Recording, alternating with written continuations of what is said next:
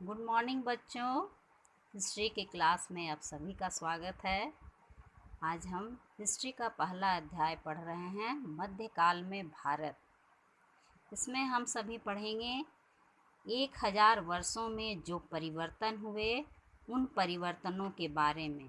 इन 1000 वर्षों में भारत में राजनीतिक, सामाजिक और आर्थिक जीवन में क्या क्या परिवर्तन हुए, इसके बारे में हम इस अध्याय में अध्ययन करेंगे।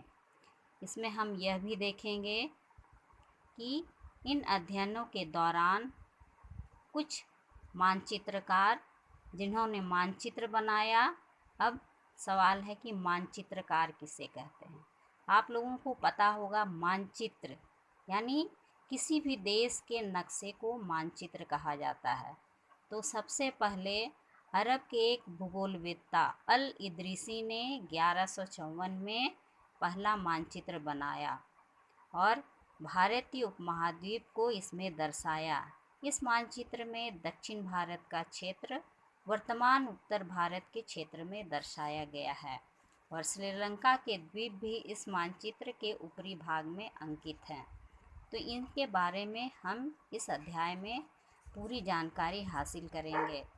इसी में हम यह देखेंगे कि कितनी सारी भाषाएं आई बाहर से, कौन कौन से यात्री आए और इन 1000 वर्षों के दौरान जीवन में क्या क्या परिवर्तन हुए।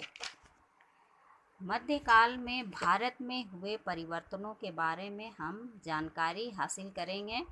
अलग अलग भाषाओं एवं संस्कृतियों के कारण ये बाहरी खतरों से निपटने में एक नहीं हो सके और इस कारण भारत पर कई बाहरी आक्रमण हुए और इन आक्रमणों की सफलता के उपरांत नए नए साम्राज्यों की यहाँ स्थापना हुई।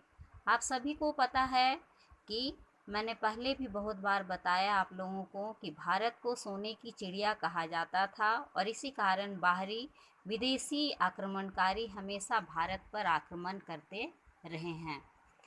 तो इन सभी आक्रमणों से भारत को सफलता मिली और फिर धीरे धीरे नए परिवर्तन आए, प्रौद्योगिकी में नए परिवर्तन आए। सिंचाई के लिए रहट का आविष्कार हुआ और लोग रहट के द्वारा खेतों में सिंचाई करने लगे, साथ ही उनका फसल उत्पादन बढ़ा।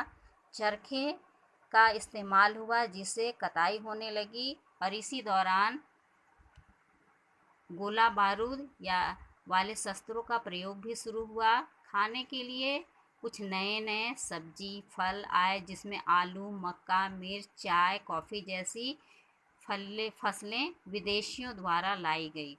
कुछ नवीन सामाजिक और राजनीतिक समूह बने। मध्यकाल में लोगों की गतिशीलता में काफ़ी वृद्धि हुई और लोगों का काम धंधों की तलाश में एक स्थान से दूसरे स्थान तक आना जाना बढ़ा और इसी यहाँ की खनिज संपदा बहुत ज़्यादा थी। हर चीज़ में भारत इतना संपन्न था कि विदेशियों को अपनी ओर आकर्षित करने लगा और विदेशी आक्रमण बढ़े। तो आप खुद से इस पूरे अध्याय का पूरे मन से बोल बोल कर अध्ययन कीजिएगा। हम आप लोगों का इस अध्याय का प्रश्न का उत्तर लिखकर भेजेंगे और साफ साफ कॉपी में आप सभी नोट कीजिएगा। Thank you.